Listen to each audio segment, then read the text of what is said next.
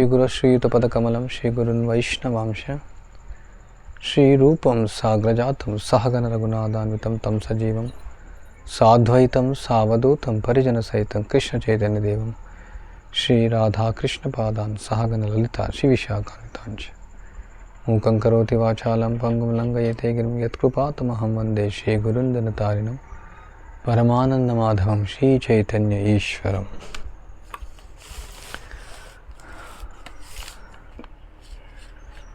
So ఇది వైదిక జీవన విధానం శిక్షణా శిబిరం 2024 మనం ఈరోజు నుంచి ఇది ప్రారంభిస్తున్నాం.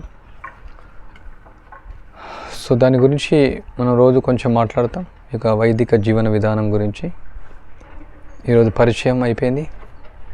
అందరికీ స్వాగతం. ఇక్కడ సమయ సూచిక మొదట మనం చర్చిస్తాం, ఆ తర్వాత కొన్ని విషయాలు మాట్లాడతాం. సో ఉదయం ఇక్కడ మనం 3:30 నిద్రలేస్తాం.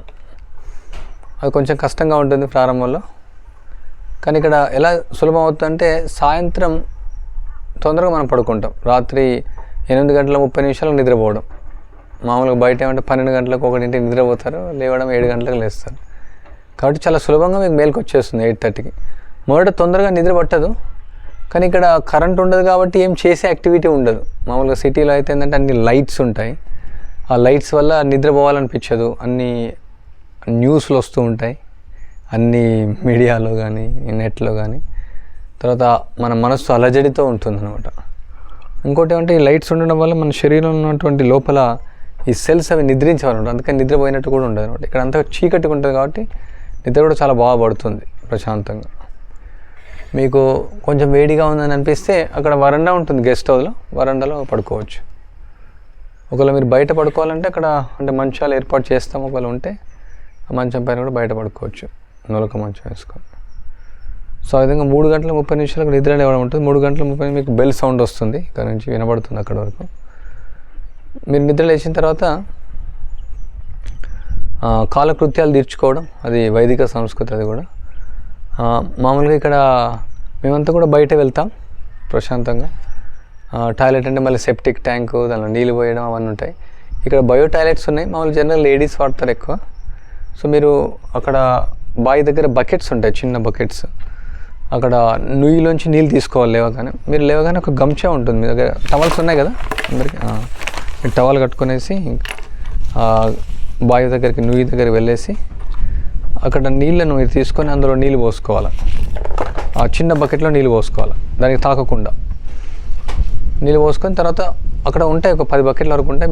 మీరు స్నానం చేసే ముందు ఒక్కొక్క బకెట్ నింపుకోవచ్చు వాటర్, మళ్ళీ వచ్చిన తర్వాత స్నానం చేయడానికి. అంటే ఎప్పుడైతే మల విసర్జన చేస్తామో తర్వాత బావిని తాకకూడదు అనమాట. ఇవన్నీ కూడా వైదిక సంస్కృతిలో నేర్వాలి, చిన్నప్పటి నుంచి నేర్చుకునేవి. సో అక్కడ ఒక బకెట్ కానీ 2 బకెట్ నీళ్ళు మీరు నింపుకొని ఆ పక్క అంతా ఉంటుంది. అంటే వేరే వాళ్ళ పొలాలకు వెళ్ళొద్దు, మీకు చూపిస్తాం. అదంతా మనదే స్థలం అంతా. ఆ పక్క ఒకటి చెట్టు ఉంటుంది, వేప చెట్టు. ఆ సైడ్ మాత్రం వెళ్ళకుండా మిగతా అంతా వెళ్ళొచ్చు. మీరు వెళ్ళడానికి అంత చీకటి ఏమి ఉండదు 3:30కి. ఇప్పుడు ఎండాకాలం కాబట్టి అంతగా ఏం లేదు. లాంతర్లు ఉంటాయి, మీకు లాంతర్లు ఇస్తారు ప్రతి ఒక్కరికి. ఆ లాంతర్లో చిన్న దీపం ఉంటుంది, దాని నూనె పోసుకొని ఒత్తేసుకొని ఉంటుంది. మేమంతా వాడుతుంటాం, మీరు దాన్ని చూడొచ్చు. లాంతర్ పట్టుకొని వెళ్ళొచ్చు. ఇక్కడ కొందరు లాంతర్ లేకుండా వెళ్తారు, కానీ కింద చూసుకుంటున్నాడు వాళ్ళే. ఇప్పుడు ఎండాకాలం కాబట్టి అంత పాములు ఏమి ఉండవు. వర్షాకాలం వచ్చే ముందు కొంచెం పాములు ఎక్కువ అవుతాయి, తేళ్ళు పాములు. చూసుకుంటూ నడిస్తే చాలా మంచిది. చెప్పులు వేసుకొని వెళ్ళొచ్చు మీరు. ఆ తర్వాత వచ్చిన తర్వాత అంటే ఇక్కడ మామూలుగా బ్రష్ అవన్నీ ఎందుకు వాడకూడదని తర్వాత మనం డీటెయిల్గా వెళ్తాం. అవన్నీ నియమాలు ఎందుకు అనేది కూడా ప్రతి ఒక్కరు మీకు వివరిస్తాం. టూత్ బ్రష్ ఎందుకు వాడతలేము, మనం సోప్ ఎందుకు వాడతలేము, మనం వాటర్ ట్యాంక్ ఎందుకు వాడట్లేదు, కరెంట్ ఎందుకు వాడతలేదు, డీటెయిల్గా మీకు వివరిస్తాము. సో అయితే మనకు ఇది వేప పుల్ల కానీ కానుగ పుల్ల కానీ మీకు అరేంజ్ చేస్తారు. పుల్లతో నమిలి అలవాటు ఉందని కూడా మీకు కొందరికి, అలవాటు లేని వాళ్ళు నేను నేర్పిస్తాను. నోట్లో బాగా ఇట్లా నమలడం, దానికి ఒక చిన్నగా సాఫ్ట్ అవుతుంది, బ్రష్ లాగా అయిపోతుంది. అప్పుడు దాన్ని బాగా తోముకోవడం, అది ఆరోగ్యానికి కూడా మంచిది. లోపల ఉన్నటువంటి రూట్ కెనాల్స్ ప్రాబ్లం కూడా రాదు దానివల్ల, కొంచెం చేదుగా ఉంటుంది. సో పుల్ల వేసుకున్న తర్వాత మనం మొహం కడుక్కోవడం, తర్వాత స్నానం చేయడం. మంచి స్నానం చేయొచ్చు. మీరు ఎన్ని బకెట్లు అంటే అన్ని బకెట్లు స్నానం చేయొచ్చు. స్నానం చేసిన తర్వాత ఈ వైదిక దుస్తులు ధరించడం. ఆల్రెడీ మీరు అందరూ తెచ్చుకున్నారు. ఎవరి దగ్గర లేకుంటే మేము ఈరోజు ఇవ్వగలుగుతాం మీకు. కొన్ని కొత్త నిన్న కొనుక్కొచ్చాము, ఎవరైనా కావాలంటే ఇక్కడ కూడా కొనుక్కోవచ్చు మీరు. లుంగి కానీ అది లుంగి అంటే పంచ, తర్వాత వస్త్రం ఉంది. ఆ తర్వాత 4:30 మంగళహారతి అని ఉంటుంది. బ్రహ్మ ముహూర్త సమయంలో మనం లేవడం అనమాట. 4:30 రాధాకృష్ణులకు హారతి ఉంటుంది. అక్కడ అందరూ ఇక్కడ ఉన్నటువంటి 15 కుటుంబాలు, అది ఉన్నటువంటి ఆశ్రమం, హరే కృష్ణ, అందరూ అక్కడ హాజరవుతారు. అది అందరికి కంపల్సరీ అనమాట. అది అట్లా 4:30కి అక్కడ శంఖముదే లోపలనే అక్కడ ఉండడం. సో అక్కడ గురువాష్టకం అని పాడతారు, మంగళహారతి అంటారు దాన్ని. సో గురువుని కీర్తించడం, తర్వాత హరే కృష్ణ మంత్రం పాడడం. ఒక 5:15 వరకు నరసింహారతి, తులసి హారతి ఉంటుంది. అది అయిపోతుంది కార్యక్రమం. ఆ తర్వాత మంత్ర ధ్యానం ఉంటుంది, మంత్ర జపం, కలియుగం యుగ ధర్మం, హరే కృష్ణ కృష్ణ కృష్ణ హరే హరే, హరే రామ రామ రామ. ఈరోజు మీకు మాలలు ఇస్తారు, నేర్పిస్తారు అందరికీ. ఆ మాలతో ఒక గంట సేపు ఉంటుంది ఆ మెడిటేషన్ చేయడం, మంత్ర మెడిటేషన్ అంటే బయటికి చెప్పడం, ఏ విధంగా నేర్పిస్తారు మీకు జపం చేయడం. తర్వాత ఒక 10 నిమిషాలు గ్యాప్ మీకు, అంటే మీరు యూరిన్ వెళ్ళాలన్నా అట్లా. తర్వాత 6:30 మళ్ళీ ఇక్కడ ప్రభుపాల వారు, అంతర్జాతీయ కృష్ణ చైతన్య సంఘ సంస్థాపకాచార్యులు, ఇట్లాంటి గ్రామాలను ఏర్పాటు చేయడానికి ఇచ్చినటువంటి గైడ్లైన్స్ ఇచ్చినంత కూడా ఆయన యొక్క ఆరతి ఉంటుంది. గురు పూజ అంటారు, ప్రభుపాద ఆరతి అంటారు. అదొక 1/2 అవర్ ఉంటుంది. 7 గంటలకు మళ్ళీ మీకు శ్లోకాలు నేర్పిస్తారు, శ్లోక పారాయణం. భగవద్గీతలో ముఖ్యమైన శ్లోకాలు 700 శ్లోకాలు అంటే 7 రోజులు అవ్వదు. రోజు 100 శ్లోకాలు నేర్చుకోలేరు మీరు. కాబట్టి రోజుకు 5 శ్లోకాల చొప్పున అట్లా వీలైతే ముఖ్యమైన శ్లోకాలు, ముఖ్యంగా ఒక 108 శ్లోకాలు ఉంటాయి.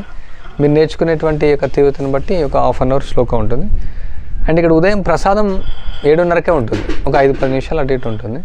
అంటే ప్రసాదం అంటే ఇక్కడ పాయింట్ ఏంటంటే కొంచెమే ఇస్తారని కదా, మీకు ఐడియా ఉంది ఆల్రెడీ కొందరికి.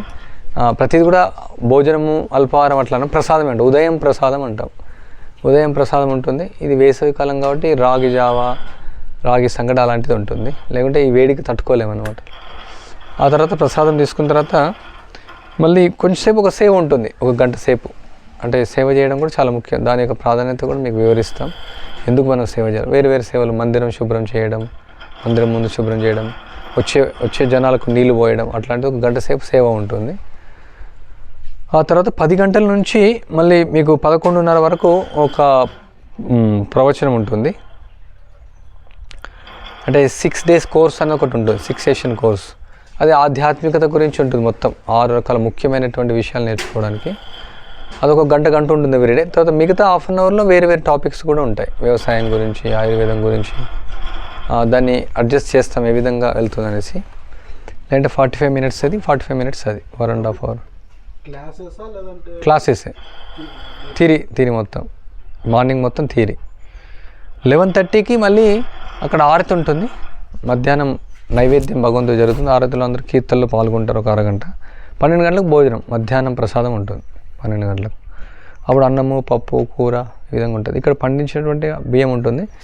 ఇది కావడానికి అంటే తెల్ల అన్నం అయితే మనకు తినడానికి బాగుంటుంది, కొంచెం కష్టం కావచ్చు కొత్త వాళ్ళకు, కానీ అది విషయంతో సమానం అన్నమాట. ఈ తెల్లది ఏదైతే తింటున్నో దానిపైన కోటింగ్ తీసేస్తారు, అది రసాయనాలతో పండించింది కాబట్టి విషయాన్ని తినడం. కానీ ఈ 7 రోజులైనా మీరు యొక్క అమృతాన్ని తినొచ్చు. బయటికి చూడడానికి అలా ఉంటుంది మీకు, కానీ ఆరోగ్యానికి మంచిది, ఆకలి కూడా మంచిగా తీరుతుంది. చూడ్డానికి అలా ఉండదు అంతే, కానీ చాలా మంచిది. అది డైజెషన్ కూడా బాగా అవుతుంది. అది ప్రసాదం అది కూడా. తర్వాత భోజనం తర్వాత కొంచెం విరామం. మీరు కూడా మొదట్లో 3:30కు లేవడం కొంచెం కష్టం అవుతుంది కదా, కొంచెం మధ్యాహ్నం ఒక 1/2 గంట 45 minutes కొంచెం గాలికి పడుకోవచ్చు. అట్లా కొంచెంసేపు విశ్రామం.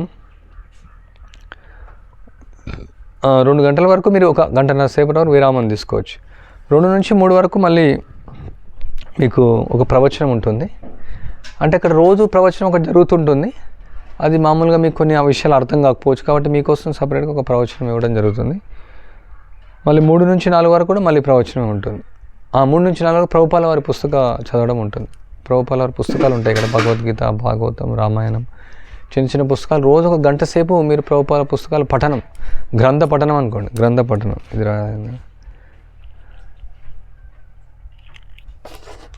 2 to 3 క్లాస్ కదా.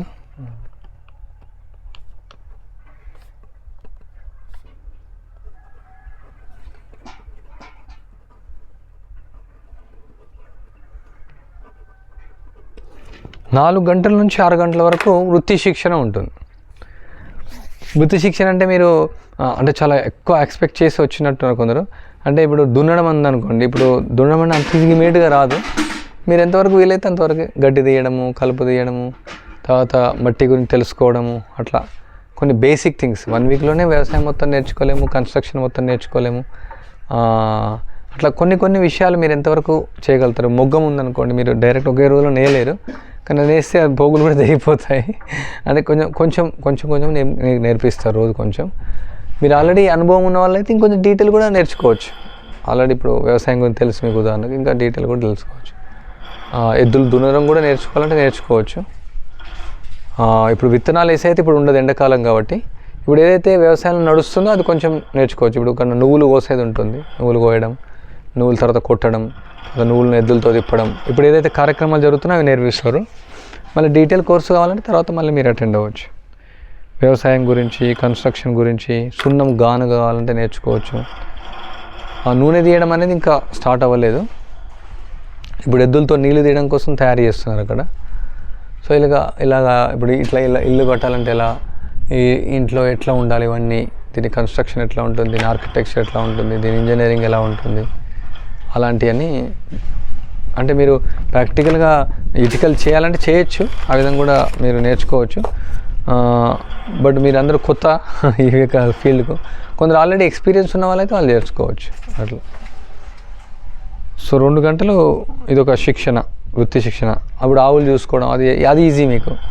ఆవులు తీసుకెళ్ళడము, తీసుకురావడము, పాలు పిండడము, లేకుంటే గడ్డి వేయడము, ఆవు పేడ తీయడము, ఇది మీకు ఈజీ అయిపోతుంది. కొన్ని మనం నేర్చుకునేగలిగి ఉంటాయి ఈజీగా, మీరు నేర్చుకునే శక్తిని బట్టి దాన్ని మీకు ట్రైనింగ్ ఉంటుంది. 6 గంటలకు మళ్ళీ మీరు భోజనం చేయొచ్చు, ఎందుకంటే 12కే తినేస్తారు కాబట్టి సాయంత్రం 6 గంటలకు తినొచ్చు. లేదు మేము 6 గంటలకు తినలేమన్న వాళ్ళకు వాళ్ళు 8 o'clock కూడా తినొచ్చు, వాళ్ళ ఇష్టం, అది మీ ఇష్టం. కానీ 6:30కు మాత్రం సంధ్య ఆరతి ఉంటుంది. మళ్ళీ చైతన్య మహాప్రభు నిత్యానంద యొక్క ఆరతి ఉంటుంది, సంధ్య ఆరతి, గౌరారతి అంటుందని.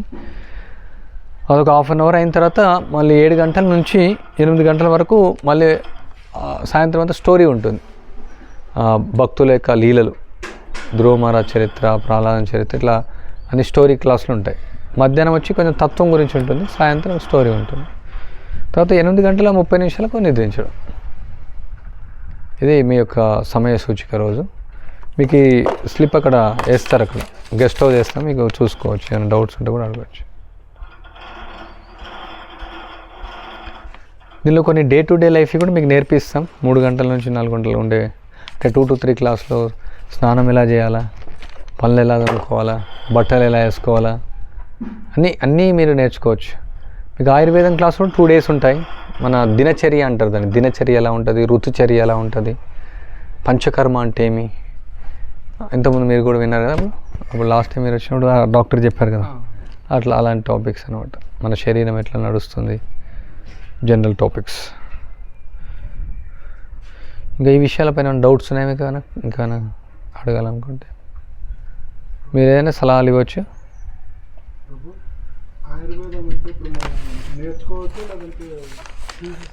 థియరీ ఎక్కువ, నేర్చుకోవాలంటే ఇప్పుడు ఇంకా టైం పడుతుంది. ఆయుర్వేదం మామూలుగా 5 సంవత్సరాల కోర్సు ఉంటుంది, అది BA-MS చేయాలంటే చేయొచ్చు. లేదు ఇక్కడ నేర్చుకోవాలంటే కొన్ని నేర్చుకోవచ్చు కూడా, ప్రాక్టికల్ కూడా. ఇప్పుడు ఒక గాయపాకని ఉంటుంది, దెబ్బ తగిలింది అనుకోండి, ఆకు తీసుకొని దెబ్బ మాన్పించవచ్చు. చిన్నగా ఒక ఎక్స్పెరిమెంట్ చేసుకోవచ్చు, చిన్న కట్ చేసుకొని ఆకేసుకొని చూడవచ్చు, తగ్గుతుందని చూడవచ్చు కావాలంటే. అంటే కొన్ని నేర్చుకోవచ్చు అలాంటి. ఉదాహరణకు తిప్పతీగ, గాయపాకు, ఇక్కడ దొరికేటివి కొన్ని ఉంటాయి. హోమ్ రెమెడీస్ కొన్ని నేర్చుకోవచ్చు, కషాయం చేయడం, తర్వాత ఆకలి కావడానికి, అట్లా కొన్ని నేర్చుకోవచ్చు అది ప్రాక్టికల్గా. కానీ మొత్తం డీటెయిల్గా వెళ్ళాలంటే మాత్రం ఈ 7 రోజులు సరిపోదు. బేసిక్స్, మీకు హెడేక్ వస్తుందంటే ఏం చేయాలా, బాడీ పెయిన్స్ వస్తే ఏం చేయాలి, అట్లాంటివి నేర్పిస్తారు. మీకు డౌట్స్ అడగవచ్చు. మీరు నూనె రాసుకోవడం, రోజు ఎలా రాసుకోవాలి, అట్లా ఆకలి ఎక్కువైతే ఏం చేయాలి, ఆకలి తక్కువైతే ఏం చేయాలా, మళ్ళీ విసర్జన కావాలి, అట్లాంటి ప్రాక్టికల్గా నేర్చుకోవచ్చు. అవి మీరు మీ జీవితంలో ఆచరించవచ్చు మీరు.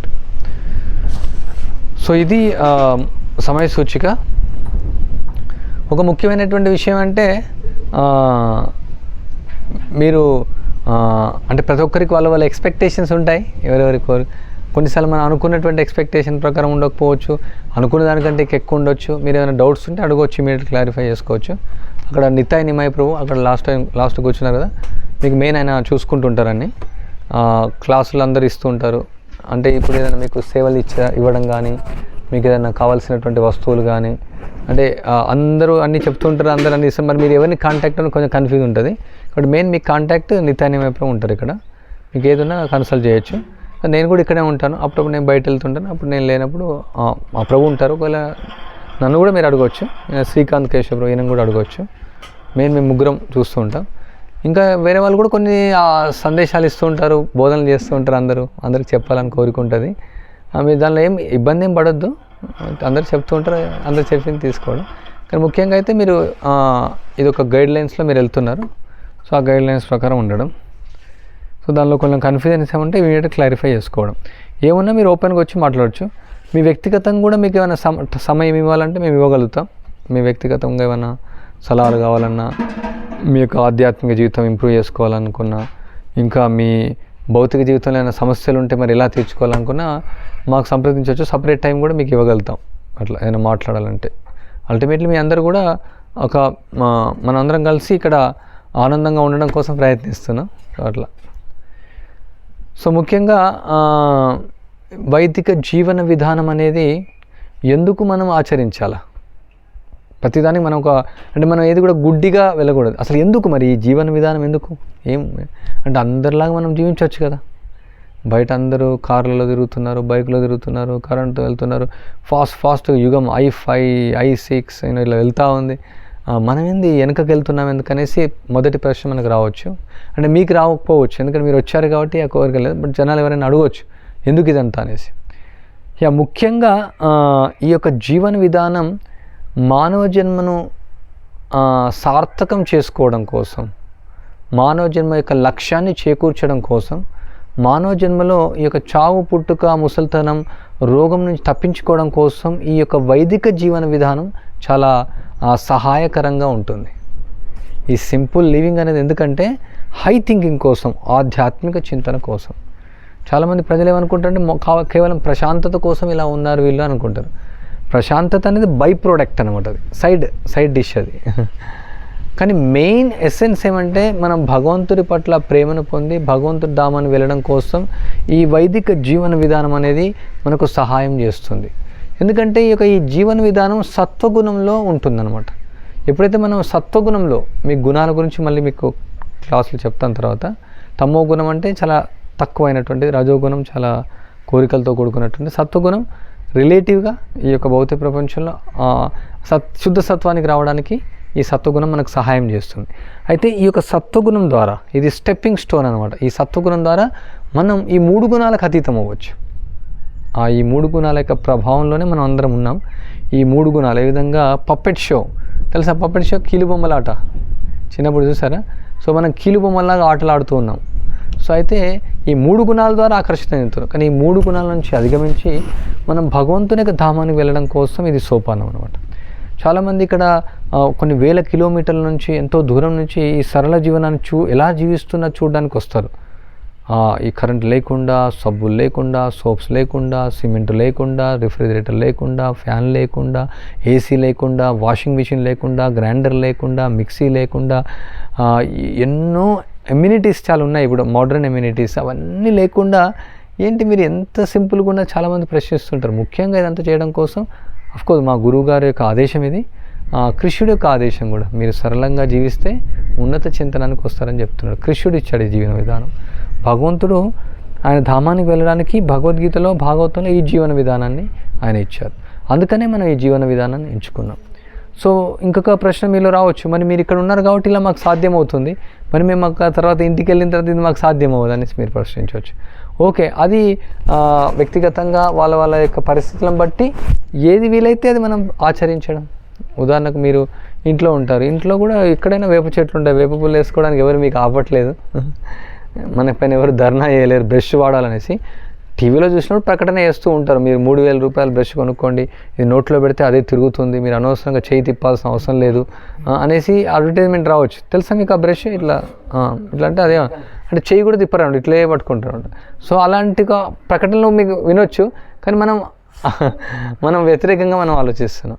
సో అయితే ఈ జీవన విధానాన్ని ఆచరించడానికి మన వ్యక్తిగతమైన జీవితంలో ఎవరు అబ్జెక్షన్ చేయడానికి లేదు కదా. మీరు ఇంట్లో ఉన్నప్పుడు ఇలాంటి డ్రెస్ వేసుకోవచ్చు, ఇంట్లో ఉన్నప్పుడు స్నానం చేయొచ్చు. బయట వాళ్ళు ఎందుకు స్నానం చేయడం, ఎందుకు మనం సెంటు కొట్టుకోవచ్చు అన్నట్టు ప్రపంచం మారిపోతుంది. ఇప్పుడు పాశ్చాత్య దేశాల్లో రోజు స్నానం చేయరు. సో ఇప్పుడు భారతదేశంలో కూడా ఒక ఫ్యాషన్ లాగా అయిపోయినాడు, స్నానం చేయడం ఎందుకంటారు, అలా తయారైపోయింది. చాలా వరకు క్రమక్రమంగా ఇక అమెరికన్స్, యూరోపియన్స్ ఏం చేస్తున్నారో ఆ జీవన విధానానికి వస్తున్నారు అనమాట. సో మన వ్యక్తిగతమైనటువంటి జీవితంలో మనకు ఏదైతే ఇబ్బంది లేకుండా ఉంటుందో అవన్నీ మీరు కంటిన్యూస్గా పాటించవచ్చు. ఈ 7 రోజుల కోసమే కాదు, ఇది మీ జీవితంలో మళ్ళీ కొనసాగించడం కోసమే ఈ యొక్క శిక్షణ అనమాట. తర్వాత మరి మీరు వృత్తి శిక్షణ అనేది నేర్చుకొని మరి అది ఏం మీరు అవలంబించకుంటే మీరు మోస్ట్లీ కొందరు ఉద్యోగాలు చేస్తున్నట్టున్నారు, కొందరు చదువుతున్నట్టున్నారు. అది నేర్చుకుంటే ఎప్పుడైనా మనకు అవసరం వస్తుంది, అది ఏ సమయానికైనా అవసరం వస్తుంది. ఈ ప్రపంచం భవిష్యత్తులో ఏమవుతుందో తెలియదు. ఈ కంపెనీస్ అన్ని పడిపోవచ్చు, బ్యాంక్స్ అన్ని క్లోజ్ అయిపోవచ్చు, ఎకానమీ పడిపోవచ్చు.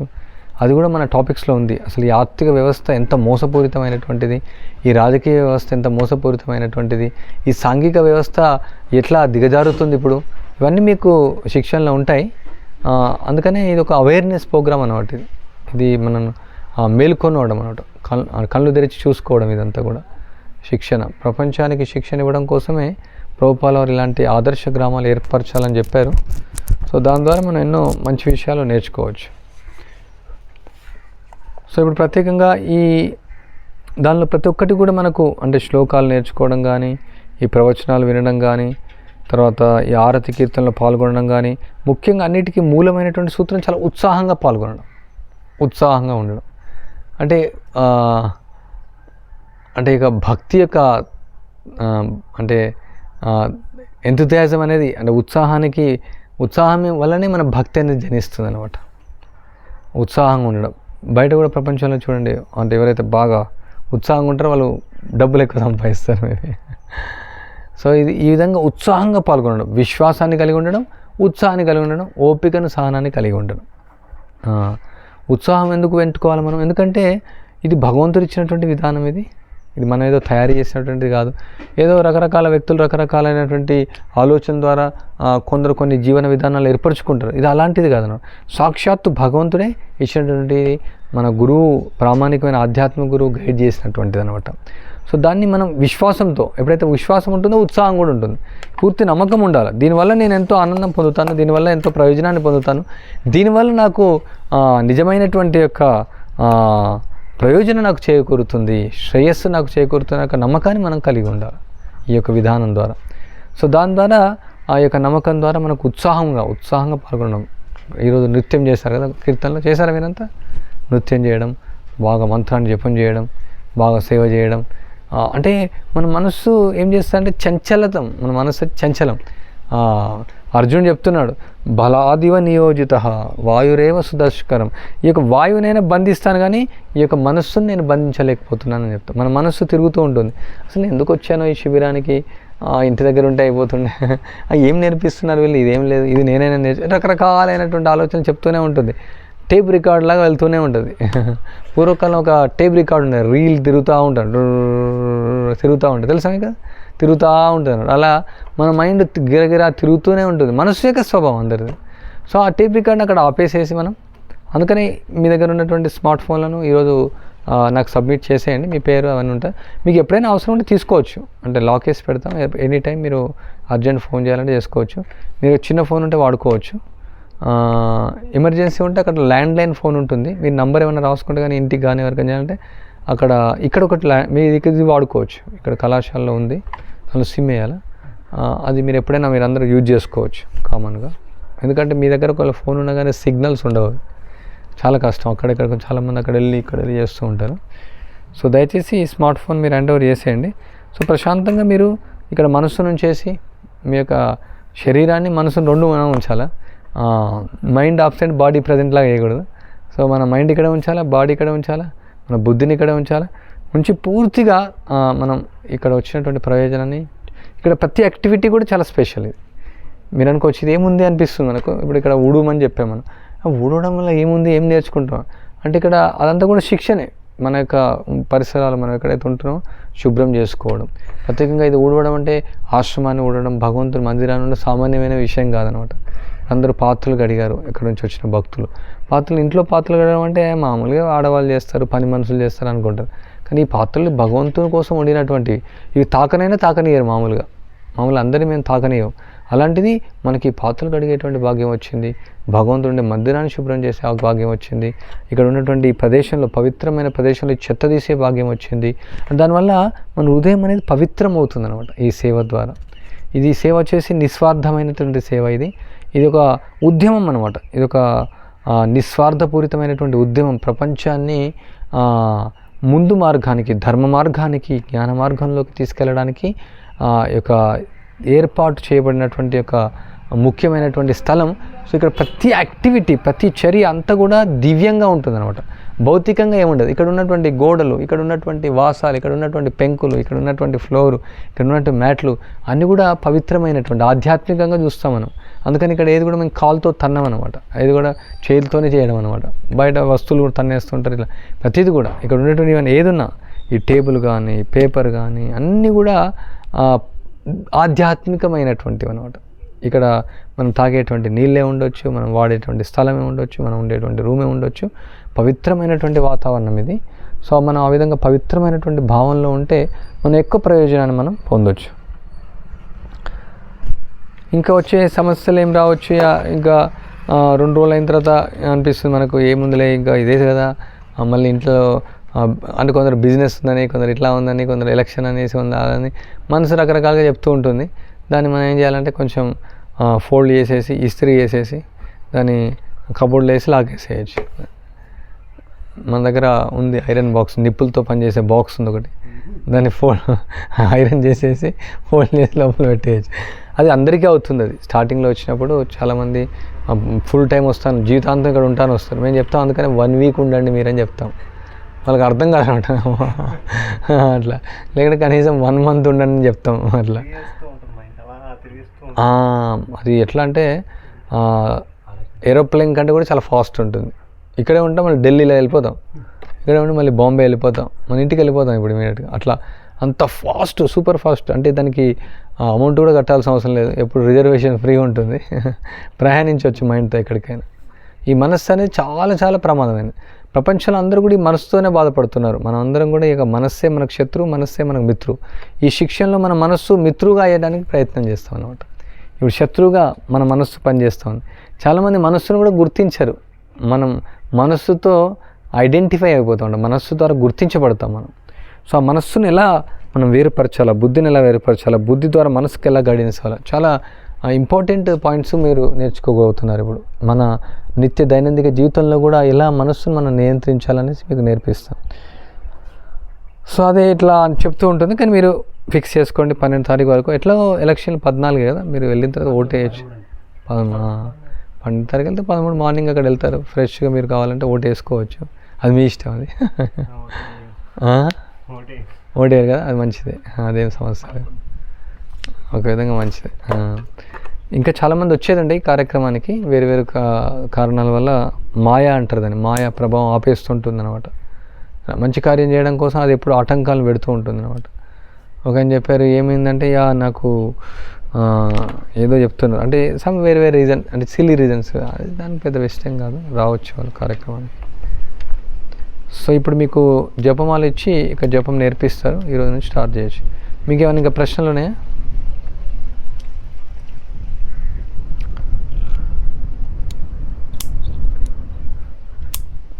మీ పేరేమన్నారు? నితిన్.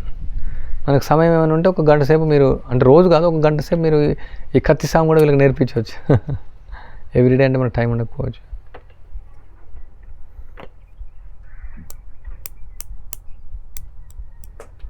మీకు తిలకం పెట్టుకోవడం కూడా నేర్పిస్తారు, ఎలా అని తిలకదారం. మీకు ఏ విభూతుల్లో మీరు షేర్ చేసుకోవచ్చు, ఓపెన్ మైండెడ్గా ఉండండి, అది హెల్ప్ చేస్తుంది మీకు. మనం ఏంటంటే ఆధ్యాత్మిక జీవితంలో ఎట్లా ఉండాలంటే ఫ్రీ మైండెడ్గా ఉండాలి. లోపల మనం కూలిపోతూ, లోపల ఒకటి భావిస్తూ, బయట ఒకటి కాదు, మంచిగా మాట్లాడవచ్చు. మనంతా ఫ్రెండ్స్ అంతే, స్నేహితులాగా ఒకరినొకరు షేర్ చేసుకోవచ్చు అట్లా. అవును. అర్థం ఏమంటారా? ఇక ప్రభుపాల వారు దీనికి అర్థం ఇచ్చారు. హరే కృష్ణ హరే కృష్ణ కృష్ణ కృష్ణ హరే హరే, హరే రామ రామ రామ హరే హరే. హరే అంటే కృష్ణుని యొక్క, భగవంతుని యొక్క అంతరంగిక శక్తి. అది అంటే పిలిచేటువంటి ఫామ్లో హరే అని పిలువడుతుంది. ఓ రాధారాణి అని పిలవడం. కృష్ణ అంటే కృష్ణుడు. కృష్ణుడికి అర్థమైన సర్వాకర్షకుడైన, ఆయన సర్వాంతర్యామి, సర్వజ్ఞుడు. కృష్ణుడికి ఎన్నో అర్థాలు ఇవ్వచ్చు. కృష్ణుడైన హరే రామ, హరే అంటే మళ్ళీ సేమ్ కృష్ణుడికి అంతరంగ శక్తి. రామ అంటే ఆనందాన్ని ఇచ్చేటువంటి వాడు రాముడు. మనం బలరాముడు అనుకోవచ్చు, శ్రీరాముడు అనుకోవచ్చు. సో కృష్ణ, ఓ రామ, దయచేసి మీ సేవలో నియుక్తం చేయండి. దాని యొక్క అర్థం please engage me in your service. Actually ఏంటంటే మనం అందరం కూడా భగవంతుని యొక్క సేవకులం. మన యొక్క స్వభావం, మన యొక్క స్వరూపం ఏమంటే ఆధ్యాత్మిక ప్రపంచంలో, వైకుంఠంలో మనం అందరం కూడా కృష్ణుడికి సేవ చేస్తూ ఉండేవాళ్ళం. అయితే ఆ యొక్క సేవను మనం వదిలేసి భౌతిక ప్రపంచానికి వచ్చాం. కృష్ణుని పట్ల సేవను మనం వదిలేసాం, కృష్ణుడితో సంబంధాన్ని మనం వదిలేసాం. కృష్ణుడికి సేవ చేయకుండా కుక్కకు మనం సేవ చేస్తున్నాం, పిల్లికి మనం సేవ చేస్తున్నాం, కుటుంబానికి సేవ చేస్తున్నాం, ఏదో రాష్ట్రానికి సేవ చేస్తున్నాం, దేశానికి సేవ చేస్తున్నాం, ఏదో ఒక యజమానికి సేవ చేస్తున్నాం, లేదా మన శరీరానికి సేవ చేసుకుంటున్నాం. అయితే ఈ యొక్క జీవి, మనం ఆత్మ ఎప్పుడైతే కృష్ణుడికి సేవ చేస్తామో అప్పుడు ఆనందంగా ఉంటుంది అన్నమాట. సో అందుకనే ఓ కృష్ణ, ఓ రామ, ఓ ఆధ్యాత్మిక శక్తి, అంతరంగ శక్తి, నేను యొక్క నీ సేవను కోల్పోయాను, తిరిగి నాకు సేవను ప్రసాదించండి, ఆ భాగ్యాన్ని ప్రసాదించండి. ఇది ఒక పిలుపు అన్నమాట, ప్రార్థన. ఈ యొక్క హరే కృష్ణ మంత్రం ఇది ఒక అనువాదం ప్రభుపాల వారు ఇచ్చారు. ప్రత్యేకంగా ఈ కలియుగంలో కృష్ణుని చేరడం కోసం ఇది ఒక మార్గం. హరే నామ హరే నామ హరే నామ ఇవ కేవలం కలో నాస్త్యేవ గతిరన్యద. వేరు వేరు యుగాల్లో వేరు వేరు ధర్మాలు ఉన్నాయి. కథయతో ధ్యాయతో విష్ణు త్రేతాయో యతోమకై ద్వాపరే పరిచర్యాయ కలో తద్ హరికీర్తనాత్. కృతయుగంలో ధ్యానం ద్వారా, త్రేతాయుగంలో యజ్ఞాల ద్వారా, ద్వాపరయుగంలో పరిచర్య ద్వారా, కలియుగంలో హరినామం ద్వారా. సత్యయుగంలో కొన్ని లక్షల సంవత్సరాలు బతికేవాళ్ళు, త్రేతాయుగంలో తగ్గిపోయింది 10,000 సంవత్సరాలు, ద్వాపరయుగంలో 1000 సంవత్సరాలు, కలియుగంలో 100 సంవత్సరాలు కూడా బతకడం లేదు. సో ఈ యొక్క తక్కువ ఉన్న సమయంలో యజ్ఞాలు చేయడం, యాగాదాలు చేయడం, తపస్సులు చేయడం, వ్రతాలు చేయడం, ప్రాయశ్చిత్త కర్మలు ఆచరించడం, కర్మయోగ జ్ఞానయోగ చేయడం ఇది సాధ్యం అవ్వదు.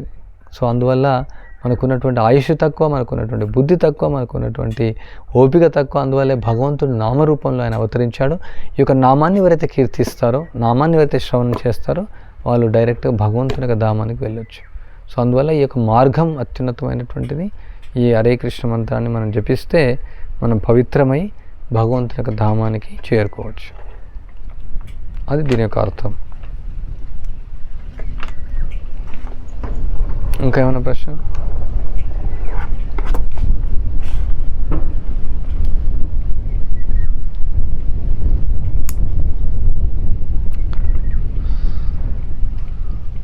సమయం ఎంత?